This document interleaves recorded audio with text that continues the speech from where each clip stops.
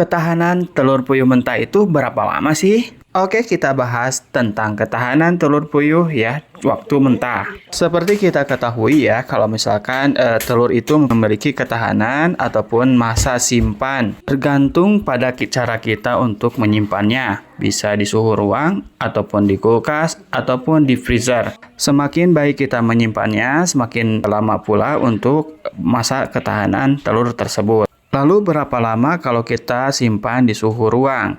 Nah, dalam suhu ruang, ketahanan telur puyuh ini bisa bertahan 1-2 minggu. Itu pun tergantung dari kesegaran telur tersebut.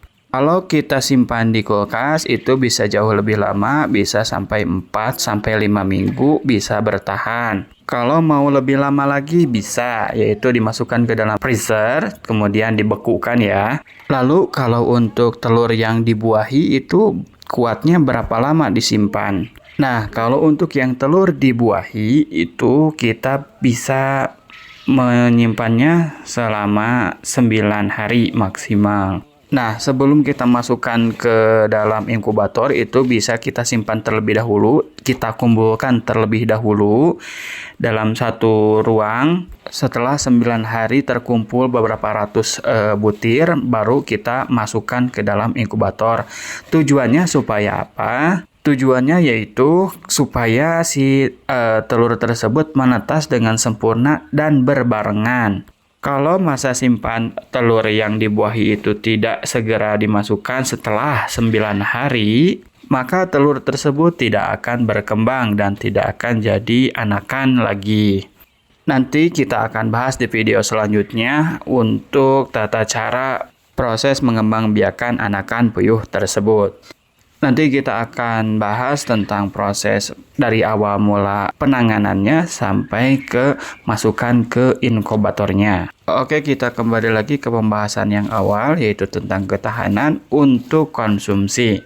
Nah, untuk di kandang kami sendiri, ini kita jual dalam keadaan segar ya, atau maksimal 3 hari dari pemanenan telur yang pertama. Jadi tidak ada sama sekali dalam keadaan yang telur jelek ya, atau telur yang busuk. Telur yang berada dari kandang kami itu lalu disortir kembali karena ada yang masuk kriteria tidak layak untuk dijual, sehingga sampai di konsumen itu telur yang sangat bagus dan layak untuk dikonsumsi.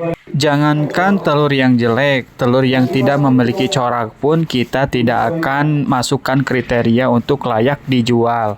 Oke, mungkin segitu dulu informasi dari kandang kami ini, bagaimana layak dan tidak layaknya telur untuk konsumsi dan bagaimana ketahanan telur tersebut untuk dikonsumsi ya. Terima kasih sudah menonton, saksikan lagi video yang akan datang ya. Jika informasi ini bermanfaat, like, share, dan komen ya.